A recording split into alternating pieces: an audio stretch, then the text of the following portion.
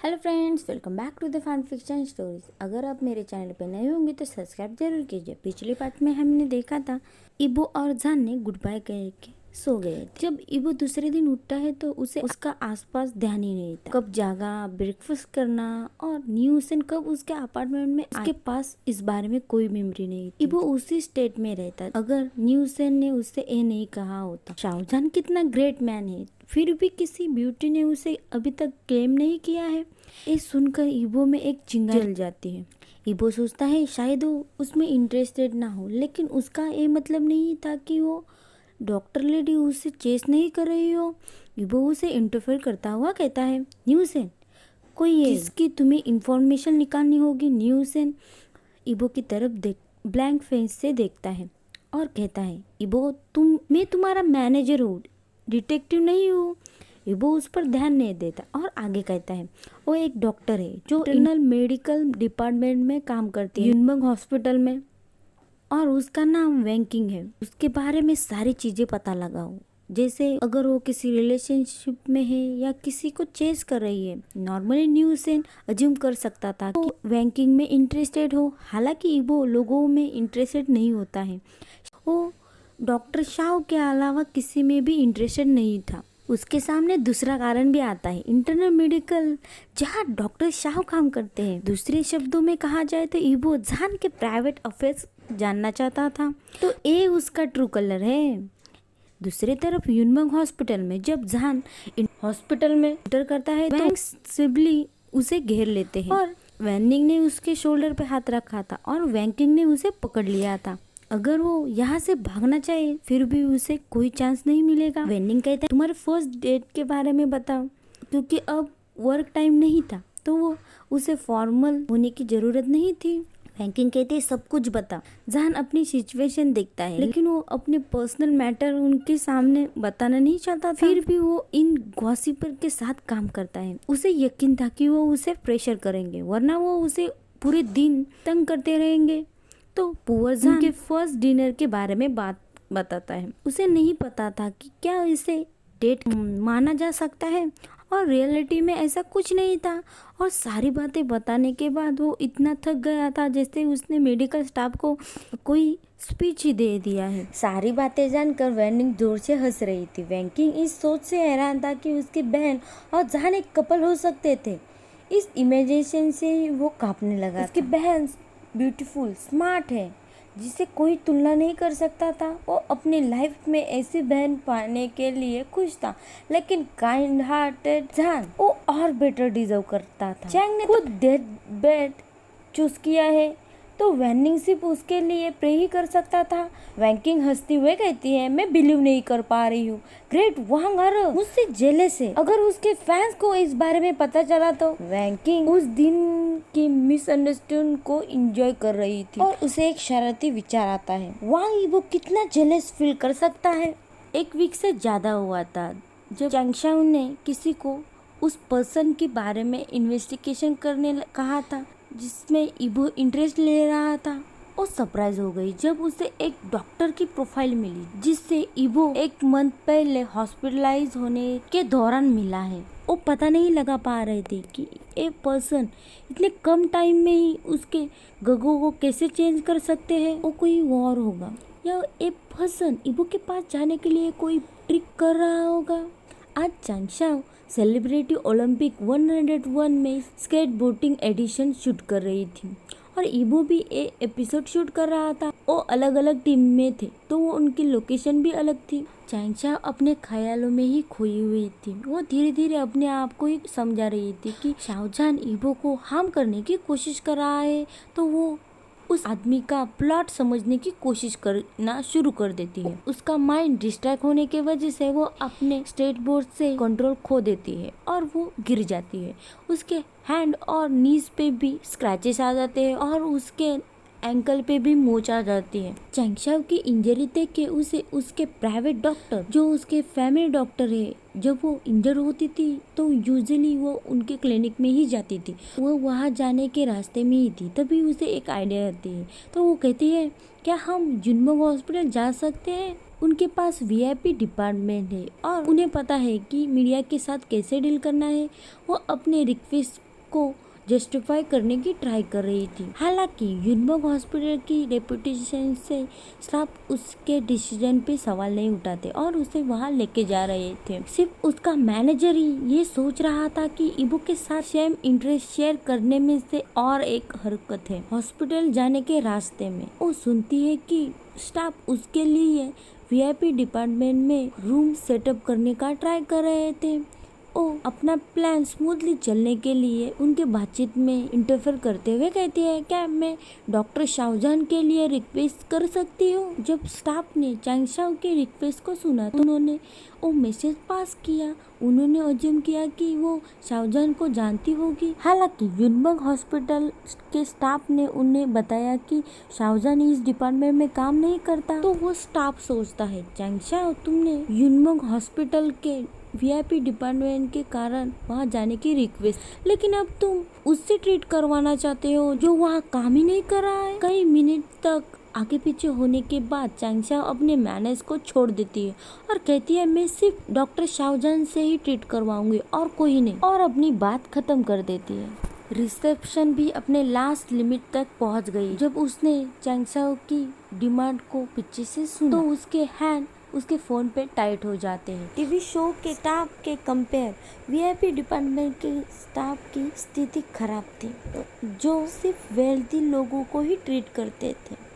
जैसे Chang Shao वो phone रख देती है और अपने मैनेजर को रिक्वेस्ट करती है। जब चैंग को इस इंसिडेंट के बारे में पता चलता है तो वो अपने हाथों में लेता हुआ कहता है, तो उसके रिक्वेस्ट को फॉलो करो और डॉक्टर शाह उसे चेक करेंगे। रिसेप्शनिस्ट कहती है, लेकिन उसे भी इंटरनल मेडिकल डिपार्टमेंट में खुद के पेशेंट को देखना है और डॉक्टर सीसी भी उसे किसी सेलिब्रिटी की वजह से वहाँ से जाने नहीं देंगे। चैंग कहता है, किसने कहा? हम उसे वहाँ से लेके आएंगे। अगर वो उससे ट्रीट करवाना चाहती है तो वो खुद वहाँ उसके पास जाएगी। रिसेप्शन और मैनेजर की आंखें बड़ी हो जाती और कहते हैं, लेकिन वो वीआईपी और उन्हें इंटरफेयर करता हुआ चैंग कहता है, पहली बात वो अभी तक हमारे हॉस्पिटल में पहुंची नहीं है तो वो हमारी वीआईपी मेंबर नहीं है, और दूसरी बात एक क्लियर है कि वो किसी को ढूंढ रही है। हमारे डिपार्टमेंट जो सर्विस प्रोवाइड करते हैं उसे नहीं। वो दोनों भी चैंग को देख रहे थे। रिसेप्शन सोचती है, ये हमारा फ्यूचर सीईओ है, बॉस उन्हें दिखाओ कि हम पे कोई भी ऐसा इजीली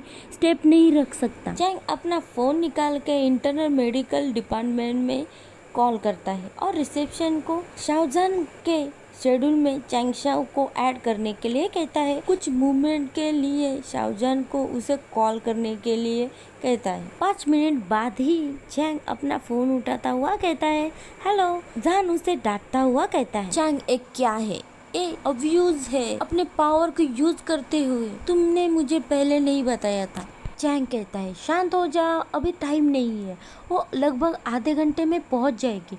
जान कहता है, क्यों? चैंग कहता है, ये मुझे तुमसे पूछना है। जान कहता है, चैंग कहता है, उसने तुम्हारे लिए स्पेशली रिक्वेस्ट की है। जब रिसेप्शन ने उसे बताया कि तुम वीआईपी डिपार्टमेंट में काम नहीं करते, फिर भी उसने तुम्हारे लिए ही इंसिस्ट किया है। वो तुमसे ही ट्रीट करवाना चाहती है या कोई नहीं। पर्सनली मैं केयर नहीं करता अगर वो किसी और फैसिलिटी में जाती, लेकिन उसने हमारे हॉस्पिटल और हमारे स्टाफ में से एक को रिक्वेस्ट की तो मैं उसे सर्विस के लिए डिनाई नहीं कर पाया। जान इस सिचुएशन में कंफर्टेबल नहीं था, लेकिन वो उसका काम का पार्ट था तो वो कहता है ऑलराइट। वो साइन करता हुआ फिर कहता है, लेकिन ऑनेस्टली मैं उसे नहीं जानता। चैंग फोन रख देता है और इस सिचुएशन के बारे में सोचता है। चैंग शाओ तो उसके दिमाग में आता है कि वीबो पे वो सर्च करता है और उसके सामने चैंग शाओ और वांग इबो का नाम आता है, जैसे उसने एक्सपेक्ट किया था। वांग इबो से कनेक्टेड है। और दूसरी बात, लेकिन वो जान से क्यों मिलना चाहती है? तो चैंग वैंकिंग को मैसेज करता है। उसमें लिखा था, वैंकिंग जान के बारे में कुछ इंटरेस्टिंग बात है। वैंकिंग लिखती है, क्या? तो चैंग लिखता है, क्या तुम ईशाओ कपल के बारे में जानती हो? वैंकिंग लिख, हाँ ऑफ कोर्स मैं जानती हूँ, और मोस्ट इम्पोर्टेंट तुम क्यों जानते हो? चैंग लिखता है वो हॉस्पिटल में उसकी इंजरी की वजह से आ रही है और उसने लगातार जहान के लिए रिक्वेस्ट की, वो जल्दी ही तुम्हारे डिपार्टमेंट में आ जाएगी तो तुम पता लगाओ कि वो क्यों उससे देखना चाहती है। चैंग फिर लिखता है मैंने जहान से पूछा लेकिन उसे नहीं पता क्यों। वैंकिंग लिखती है क्या वो यहाँ आ रही है। वैंकिंग फिर लिखती है वो वीआईपी डिपार्टमेंट में क्यों नहीं आ रही है। चैंग उसे सारी बातें एक्सप्लेन करता है क्यों चैंग से क्यों इंटरनल मेडिसिन डिपार्टमेंट में आ रही है। वैंकिंग भी इन्वेस्टिगेशन करने के लिए अग्री हो जाती है और बाद में उसे बताने के लिए भी। चैंग शाओ हॉस्पिटल में पहुंच जाती है और प्राइवेट पार्किंग लॉट से सीधा वीआईपी डिपार्टमेंट के एलिवेटर में जाती है। उसे वहां से ट्रांसफर करते हुए कॉमन एलिवेटर में भेजते हैं और इंटरनल मेडिकल डिपार्टमेंट के रास्ते में गाइड करते हैं। पूरे रास्ते पेशेंट और स्टाफ उसके फीचर्स ले रहे थे। चैंगशा और उसके मैनेजर सरप्राइज थे क्योंकि यूनमोंग हॉस्पिटल वीआईपी पेशेंट को प्राइवेट ट्रीटमेंट देने के लिए जाने जाते थे। चैंगशा अपना फेस कवर करते हुए पूछती है हम कहाँ जा रहे हैं। जहाँ हम थे वो वीआईपी डिपार्टमेंट नहीं है क्योंकि वो इबो को पहले मिलने आई थी तो उसे पता था। चैंगशा के मैनेजर ने वीआईपी मैनेजर से पूछताछ करते हुए कहा मुझे लगा यहाँ वीआईपी पेशेंट की विजिट को कॉन्फिडेंशियल रखा जाता है। तभी पास के नर्स वहाँ से एक व्हीलचेयर लेके जा रही थी। उससे चैंगशा को धक्का लग जाता है। उनके इरिटेशन को इग्नोर करता हुआ मैनेजर शांति से जवाब देता है मिस चैंग ने डॉक्टर शाओ के लिए रिक्वेस्ट की थी तो हम इंटरनल मेडिकल डिपार्टमेंट में जा रहे हैं जहाँ वो वर्क करता है। पूरे हॉस्पिटल में सेम सिक्योरिटी नहीं है जैसे वीआईपी डिपार्टमेंट में है। अगर आपको सही लगे तो हम वापस जा सकते हैं। चैंग शाओ कहती है नहीं। ओ वीआईपी मैनेजर के टोन में अनोई और उसके यहाँ आने के पर्पस को एक्सपोज करना चाहते थे और उसका यहाँ आने का गोल भी यही था कि वो सावजान से मिले तो वो इसके लिए सैक्रिफाइस करेगी और वो मीडिया से डील करेंगे। चैंग शाओ कहती है ए ठीक है चलते रहो और वो अपने मैनेजर को विस्पर करते हुए कहती है ये सिर्फ एक इंजरी है और ये एयर होने वाले एपिसोड के बारे में ही तो बात करेंगे। It's be fine. Chang Shao सीधे रूम में जाते हैं क्योंकि पहले से ही रजिस्ट्रेशन होने के कारण प्रोसेस स्मूथ था। उसका मैनेजर लाउंज में ही बैठा हुआ आसपास देख रहा था। वैनिंग पेशेंट को चेक करने के बाद रूम में जाता है और उसके पास और भी एक हिडन टास्क है जो उसे वैंकिंग ने दिया था कि क्यों चैंग शाओ ने जहान के लिए रिक्वेस्ट किया था। वैनिंग पूछता है तो तुमने डॉक्टर शाओ के बारे में कैसे सुना। चैंग शाओ कहती है क्योंकि वो इस सवाल के लिए रेडी नहीं थी। ये उसके हेल्थ से कैसे रिलेटेड है। वैनिंग कहता है यूजुअली हम ये सवाल पूछते हैं क्योंकि शायद किसी ने हमारा नाम दिया हो। इस रास्ते हम उनके रेफरेंस के लिए हम उनसे थैंक यू कह सकते हैं। ये सच था लेकिन ये अब वैनिंग के इन्वेस्टिगेशन को कवर करने के लिए मैंने ये अज्यूम किया क्योंकि तुमने वीआईपी डॉक्टर को दिखाना नहीं चाहती थी। चैंग शाओ कहते हैं ओ उसकी आंखें घूम रही थी। तो अच्छा रीजन ढूंढने की कोशिश कर रही थी। उसने बहुत सोच के एक अच्छा रीजन ढूंढा और कहा मेरा चाइल्डहुड फ्रेंड वांग इबो को रिसेंटली ही डॉक्टर शाओ ने ही रिट्रीट किया था और उसका फीडबैक भी अच्छा था तो मैं इसके साथ ज्यादा कंफर्टेबल होंगी जिसके बारे में मैंने सुना ही नहीं था। चैंग शाओ की बात सुनकर वैंकिंग अपना प्रोफेशनल फेस रखने का ट्राई करता है और वो सोचता है तुम अपने झूठ में ही फंस गई हो। तुम्हें डॉक्टर चैंग के बारे में ज्यादा पता होना चाहिए था क्योंकि वो इबो के प्राइमरी डॉक्टर थे। वैनिंग कहता है ऑलराइट हम उनके काइंड वर्ड के लिए उन्हें थैंक यू गिफ्ट भेज देंगे। चैंग शाओ कहते हैं नहीं इसकी कोई जरूरत नहीं है क्योंकि इबो गागा ने मुझे रेफर नहीं किया। मेरा मतलब है मैं कहना चाहती हूँ मुझे गिफ्ट नहीं मिलना चाहिए क्योंकि मैंने यहाँ आने का चूज किया है। चैंग शाओ पैनिक होते हुए कहते हैं क्या ये आप अपने तक ही नहीं रख सकते। वैनिंग कहता है मिस चैंग शाओ सही है थैंक यू गिफ्ट डिजर्व करती हो और रूम से बाहर चला जाता है। वो चैंग शाओ की रिक्वेस्ट जो इबो को ना बताने की होती है उसे ना ही अग्री करता है ना ही डिनाई करता है। नी हुसैन जहान की ओर चला जाता है और रूम में जाने से पहले उस पेशेंट की इंफॉर्मेशन देता हुआ उसे विस्पर करता हुआ कहता है कि गुड लक ओ अपने इंजरी के अलावा जो भी कुछ कहे उसे सिर्फ इग्नोर करो।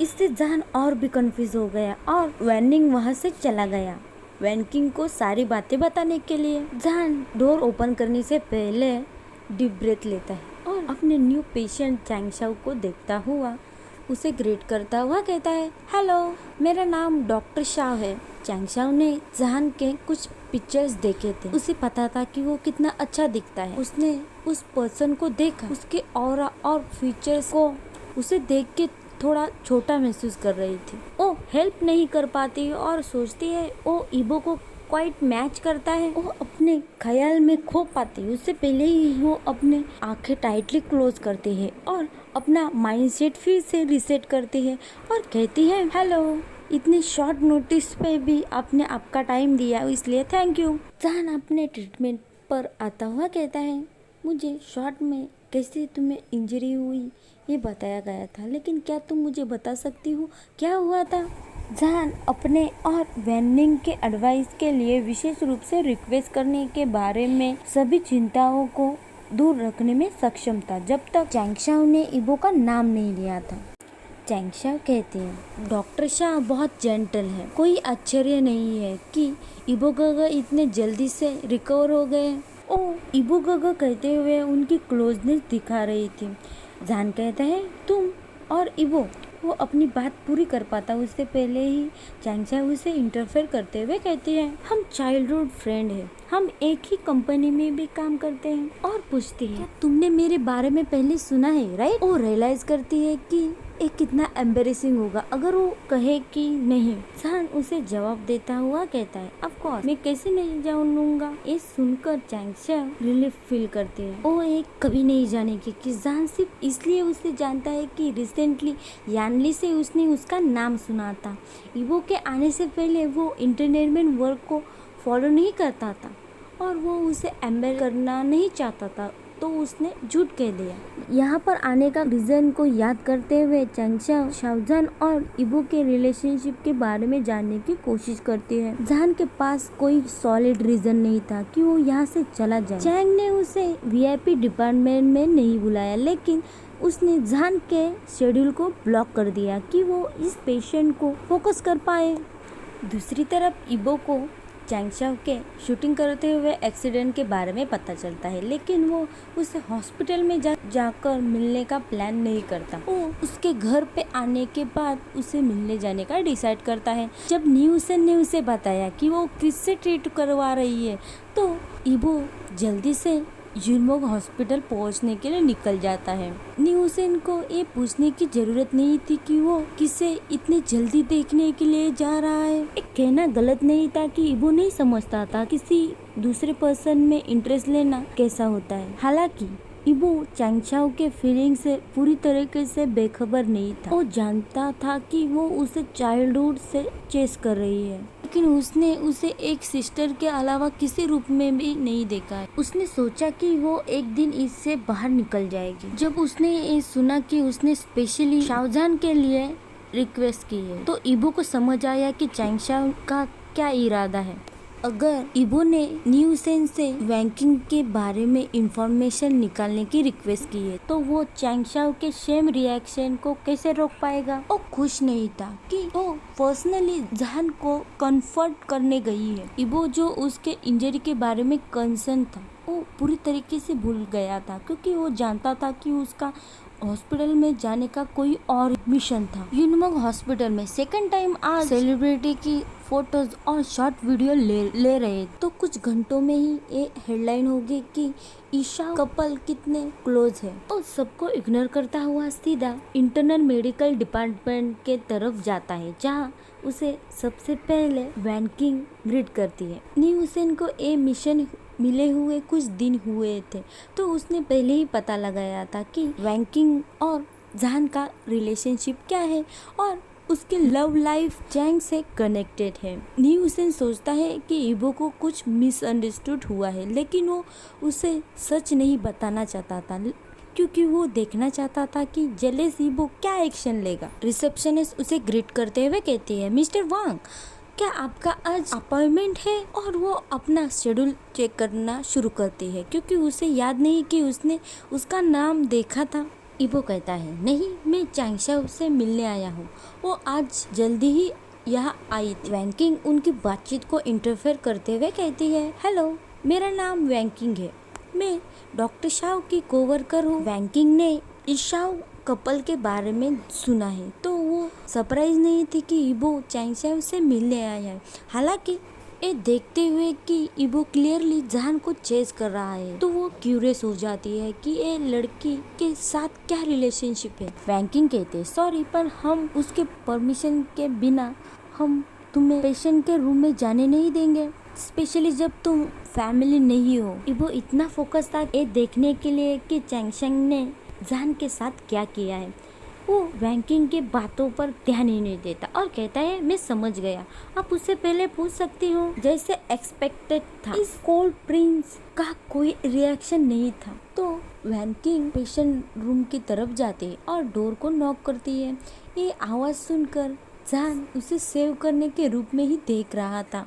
वैंकिंग ने अपना सिर अंदर किया और अपने आप को इंट्रोड्यूस करते हुए चांगशाओ को इबो की रिक्वेस्ट बताई तो चांगशाओ जल्दी से रेडी हो जाती है। एक तरफ चांगशाओ ओवरवेल्म फील कर रही थी, ये सोचते हुए कि इबो उसे देखने के लिए इतना जल्दी आया है, और शाहजहान की तरफ देखते हुए वो और भी प्राउड करती है उनकी रिलेशनशिप शो ऑफ करने के लिए और कहती है, ये सही है, इबो काका मेरी बहुत केयर करते हैं। वैंकिंग रूम से बाहर चले जाते हैं। वो इस टू टाइमिंग इबो से अनोय हो जाती है।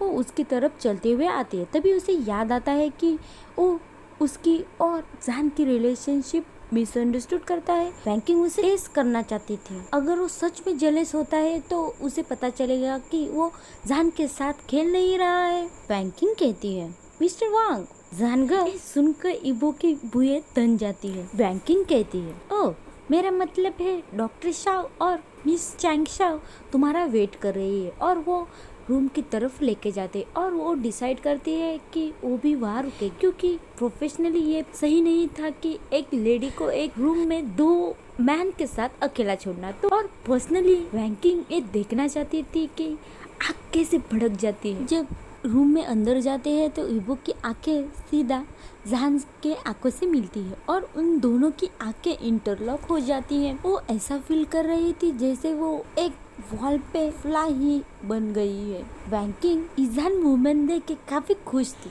ये देख के चांगशाओ की खुशी जल्दी से गायब हो जाती है। उसकी और इबो की कुछ पलों को बचाने की कोशिश करते हुए धीरे से कहती है, गगा, तुम यहाँ पहले से ही पहुँच गए, तुम्हें इतने जल्दी मुझसे देखने की आने की जरूरत नहीं थी, ये सिर्फ एक मोच है। वैंकिंग चांगशाओ की बात सुनकर सोचती है, चाइल्ड, तुम इतना हार्ड भी मत ट्राई करो वरना तुम ब्लड वॉमिट कर दोगी। जो इबो उसके टोन से बेखबर था या वो उसकी परवाह नहीं कर रहा था, वो उसकी तरफ टर्न करता हुआ पूछता है, क्या ये पेनफुल था?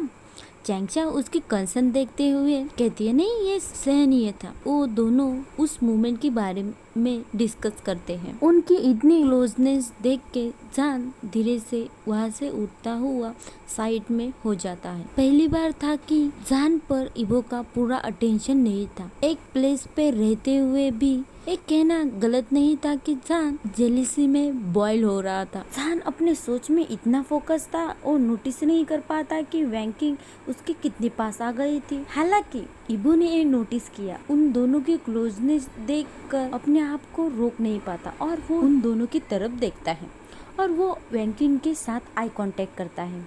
वैंकिंग अंदर से बाहर तक मुस्कुराती है और जान के और भी पास चली जाती है। जहाँ इबो के एयर गुस्से में पिंक हो गए थे, वही चांगशाओ खुशी में चहक रही थी। ऐसा था कि उसने सोचा, अनफॉर्चुनेटली उसकी आशा की किरण बहुत नकली है।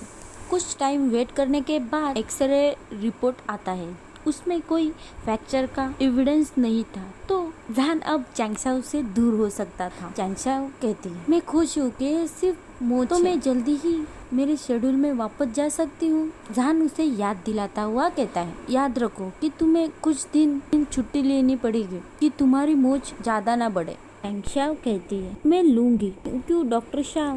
वो टर्न करते हुए इबो की तरफ देखती है और कहती है, गगा क्या तुम माइंड करोगे मुझे घर छोड़ने के लिए, क्योंकि मैं अचानक सेट से यहाँ आना पड़ा तो मेरे मैनेजर को वापस जाके मेरे मिस को क्लीन करना होगा। इबो न्यूसन के तरफ देखता है। न्यूसन कहता है ठीक है, मैं उसके मैनेजर के साथ चला जाऊंगा, क्योंकि वर्किंग डेज में वो उनकी व्हीकल यूनिक एंटरटेनमेंट में पार्क करते थे और वहाँ से कंपनी की कार लेके जाते थे। तो दूसरे दिन उन्हें उनकी व्हीकल की जरूरत होगी, तो वो तुम्हें घर छोड़ देगा और न्यूसन वापस कंपनी में जाएगा। जाने से पहले इबो जहान के साथ प्राइवेटली बात करना चाहता था।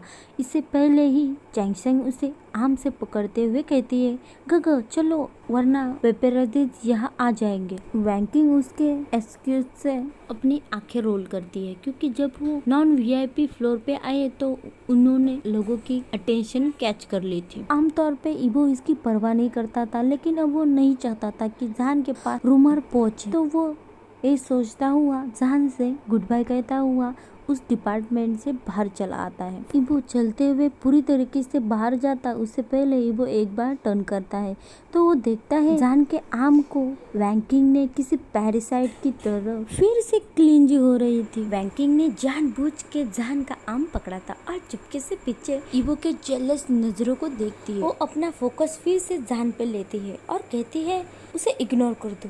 नहीं रुको, उसे इग्नोर मत करना, उसे याद रखो, उसके हर एक्शन को याद रखो, उसके बारे में सारी चीजें पता लगाओ, लेकिन उससे दूर भी रहना। जहान कहता है तुम क्या बात कर रही हो। वैंकिंग जहान को पीटी होते हुए दिखती है और कहती है अजान। जहान डर से कांपने लगा था। उसे ये लेडी अब फेमिलियर दिख रही थी, इसका मतलब है कुछ डिस्ट्रॉय करने वाली है। वैंकिंग कहती है जहान तुम्हें फाइट बैक करना होगा, जो तुम्हारा है उसे क्लेम करो, उसकी परवाह मत करो कि तुम्हारे ऑपोजिट एक फीमेल है, स्पेशली जब तुम्हारे पास तुम्हारे लुक्स और पर्सनालिटी है। ना जाने कहां से वैनिंग वहां आता हुआ कहता है जजिस सही है, ये मत भूलो कि वांग इबो की आंखें तुम पर ही है। वैन सिबलिंग एक दूसरे को इशारा करते हुए जहान को एक प्राइवेट कॉर्नर पे लेके जाते हैं। वैंकिंग कहती है डिनाई मत करो, तुम्हें आइडिया है कि सिचुएशन कैसी है। चैंगशा यहाँ तुम्हें कन्फर्म करने आई थी, इसलिए वो आज यहाँ तूफान की तरह आई थी। और वेंडिंग उसमें ऐड करता हुआ कहता है जैसे उसने कहा वो और जबरदस्ती नहीं कर सकते। किंग जहान की तरफ देखते हुए कहते हाँ वो चाइल्डहुड फ्रेंड है, लेकिन वो अभी तक एक ही टाइटल के साथ है, बेस्ट फ्रेंड, और तुम मुश्किल से उसे 2 महीने से जानते होगे और वो हमारे रिलेशनशिप को लेकर जेलस हो गया है। तुम अपने आप को कम मत समझो। वैंकिंग जहान को कुछ स्पेस देते हुए वहाँ से चली जाती है। वैनिंग वहाँ से जाने से पहले जहान को एंकरेज करता हुआ कहता है मैं तुम्हें 1 साल से जानता हूँ, लेकिन मैंने कभी तुम्हें किसी में इंटरेस्ट लेते हुए नहीं देखा है, तो लड़ो। जहान सोचता है उनकी रिलेशनशिप शुरू से ही एक पॉन्ड में एक लहर की तरह थी और उनकी इंटेंस डिजायर और इससे इतनी बड़ी हो गई। पर जब डिस्टर्बेंस में उसने पार्ट नहीं लिया तो वो सिर्फ देखने वाला ही बन जाएगा। आज हम यहीं पे हमारा फैन फिक्शन ख़त्म कर रहे हैं। आपको ये फैन फिक्शन पसंद आया होगा तो लाइक कीजिए, कमेंट कीजिए, और आपको ये फैन फिक्शन कैसे लगता है ये मुझे कमेंट करके ज़रूर बताइए। आपने अभी तक मेरा चैनल को सब्सक्राइब नहीं किया हुआ तो सब्सक्राइब ज़रूर कीजिए। Thank you for watching.